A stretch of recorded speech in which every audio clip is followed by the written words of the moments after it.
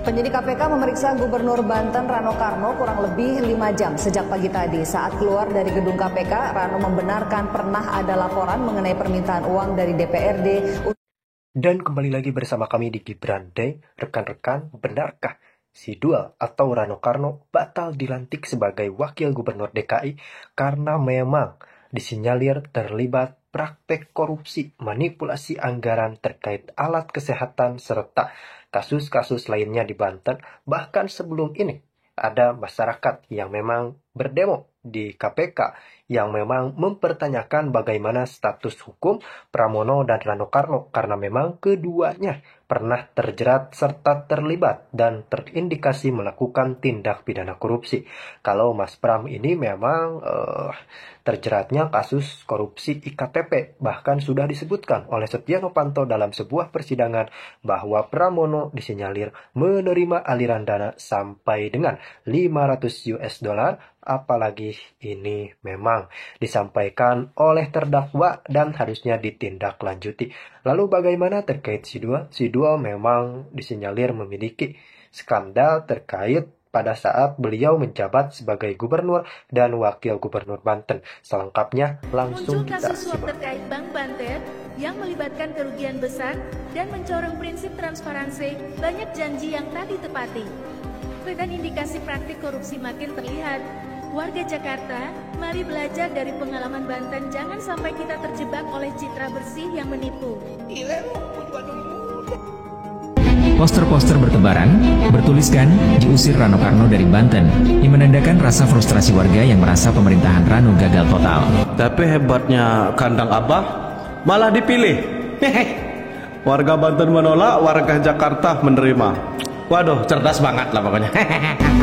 Warga menilai kepemimpinan Rano syarat masalah. Ia dianggap tidak cermat dalam mengelola pemerintahan dan melibatkan keluarganya dalam berbagai proyek yang seharusnya untuk kesejahteraan rakyat. Kritik pun datang akibat kebijakannya yang tidak populer, seperti rotasi pejabat yang mendadak sehingga anggaran tak terserap optimal, penunjukan pengusaha tertentu dalam proyek pemerintah, hingga pemberian sanksi pada PNS bawahan tanpa menyentuh pejabat eselon. Aksi ini menjadi bukti bahwa masyarakat tidak puas dengan kinerja Rano yang dinilai minim prestasi. Masyarakat Jakarta perlu berhati-hati, memilih pemimpin tak hanya soal popularitas atau latar belakang artis. Jangan sampai terjebak pada pemimpin yang hanya lihai dalam gimmick tanpa bukti nyata perubahan. Banteng teriak pagar laut, tapi kok ada nama honoris di baliknya? Yuk, kita bedah. Fakta pertama, PT Mega Agung Nusantara alias PT MAN adalah pemegang sertifikat HGB di area pagar laut. Dan jika ditelusuri PT MAN ini, ternyata anak perusahaan dari PT Motherland Realty Tbk. Fakta kedua, William Honoris sebagai direktur utama dan Luntungan Honoris sebagai komisaris utama. Luntungan Honoris ini diketahui merupakan ayah dari Charles Honoris, politisi PDIP. Gak main-main, PT MAN punya 268 bidang kafling di laut dengan luas mencapai 419 hektar selain... Halo. Kaget saya. Kaget banget lah pokoknya. Di Dimen, ada PT Cikarang Listrindo yang punya 78 bidang seluas 90 hektar. Gak berhenti sampai di situ. Fakta ketiga, tokoh kunci, Abdul Rosid, Kepala Desa Segara Jaya. Dulu dia anggota DPRD dari PDIP. Pernah disebut di kasus Meikarta. Dan Abdul Rosid punya 4 bidang kafling di laut seluas 43.000 meter persegi. Gila banget. Jadi pertanyaannya, selama ini mereka menyalahkan siapa? Benarkah ini perjuangan untuk nelayan? Atau ada agenda tersembunyi? Kok yang paling ribut justru yang menguasai laut? Jangan mudah termakan framing. Fakta ada di depan mata. Tulis pendapatmu di kolom komentar. Because you know in a moment, we could all. Nih kalau ngomongin masalah pagar laut ya, sebenarnya gue punya pertanyaan, lu 10 tahun kemarin kemana aja? Terus itu ketika masalah ada HGB-nya tuh pagar laut ya, iya kan? Lu kemana? Kan temenan tuh waktu itu sama Mulmul, kenapa nggak dikomplain sama Mulmul pada saat itu? Karena baru ikut ngoceh sekarang ya kan? Terus kalau misalnya perkara LPG nih, perkara LPG baru-baru ini masalah LPG melon itu udah masalah lama. Biasalah orang kalau periuk terancam, drama pun dihalalkan. Baru ngomong sekarang, ya kan? Yang salah bukan masalah kebijakannya, tapi mekanisme pelaksanaannya. Dan lu seharusnya sebagai wakil rakyat itu sebenarnya sih mengkritik dan mengawasi ya mekanismenya, pelaksanaannya. Kan sebenarnya tujuannya baik untuk meregulasi subsidi yang ada di masyarakat supaya nggak salah sasaran. Berutang gampang, tapi yang susah membayar utang. Dan Anies, Anda berutang sama PKS? Halo ternak. Jangan panas ternak, sabar. Hutang Anies Baswedan kepada Sandiaga Uno ketika Pilkada DKI Jakarta 2017 terungkap sebesar 50 miliar rupiah. Ya intinya kalau tidak salah itu perjanjian utang piutang barangkali ya.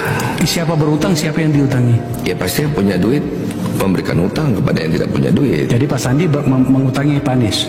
Kira-kira begitu, karena yang punya likuiditas itu Pak Sandi.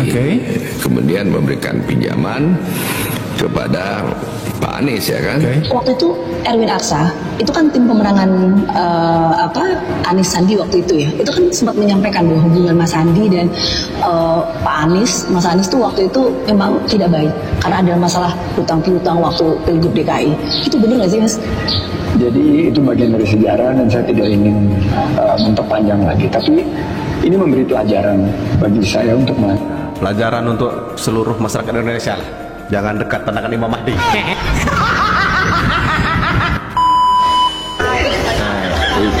Ini parah ini.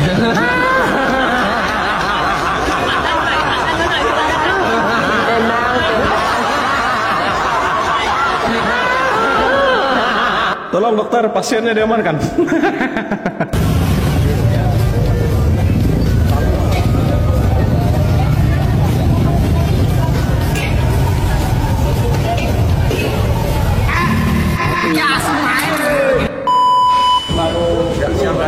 Kembali lagi pelaksanaan pembagian gas seperti yang kita lihat itu 19.000 dan kita mengikuti aturan dari Pertamina, pelaksanaannya sesuai dengan harga, tidak ada permainan harga sama sekali. Kita lihat bagaimana ini tabung kosong dan bagian tabung isinya di dalam. Bahkan kami siapkan tempat duduk orang yang mau antri supaya mereka yang Untuk ternak munafik santai, gas LPG sudah aman ya. Jangan sok-sok menolak bansos lagi ya. Mas, kita siapkan tempat duduk. Semangat. Sop Pangkalan LPG 3 kilo. Toko Jeffrey. Mana Jeffrey-nya kita lihat ini. Dari Pangkalan sehari jualan 19 tabung kira-kira ya. Paling banyak 19 tabung. Ambil dari Pangkalan berapa harganya? 16.000. Jual 19.000. Kemarin sempat nggak ambil. Nggak ambil. Kemarin yang nanya-nanya banyak ya? Banyak ya. Oke, tapi sekarang alhamdulillah lancar ya. Ya bagus kalau begitu ya, mudah-mudahan lancar terus. Amin. Sip. Oke, makasih Bu. Oke, makasih Bu. Ya. Udah cantik Bu, udah pelan kamera Bu. Ibu siapa Bu namanya? Bu namanya siapa? Ibu Fitria. Ibu Fitria di Toko Jeffrey. Wah, proses jadi. Toko Jeffrey. Belanja di Toko Jeffrey. Insya Allah amanah. Pangkalannya gampang ya? Apa syaratnya kemarin? Cuma ngasih KTP. Penyidik KPK memeriksa Gubernur Banten Rano Karno kurang lebih 5 jam sejak pagi tadi. Saat keluar dari gedung KPK, Rano membenarkan pernah ada laporan mengenai permintaan uang dari DPRD untuk memuluskan pembentukan Bank Banten. Reporter Tezar Aditya akan melaporkan informasi selengkapnya. Tezar, apa saja yang ditanyakan penyidik kepada Rano Karno? Ya, ini setelah kurang lebih diperiksa selama 5 jam tadi Rano Karno memang keluar tidak banyak berkomentar mengenai materi penyidikan, tapi ia menjelaskan bahwa materi pemeriksaan mengenai proses pembentukan bank dan apakah benar memang ada permintaan uang dari anggota DPRD seperti yang ia katakan sebelumnya. Dan diketahui juga memang kedatangan Rano Karno pada hari ini di KPK sebagai kapasitasnya sebagai saksi dari tersangka Ricky Tapinongkol yang merupakan dirut PT Banten Global Development atau BGD yang ditunjuk untuk mengurusi pembentukan dari Bank Banten ini. Dan Rano Karno juga sebelum masuk tadi mengatakan memang sebelumnya Ricky pernah berkonsultasi kepadanya terkait dengan permintaan anggota DPRD yang meminta kurang lebih 10 miliar untuk memuluskan adanya anggaran di tingkat DPRD untuk dimasukkan ke dalam APBD Banten pada tahun 2016 ini. Tapi kemudian Rano Karno meminta Ricky untuk tidak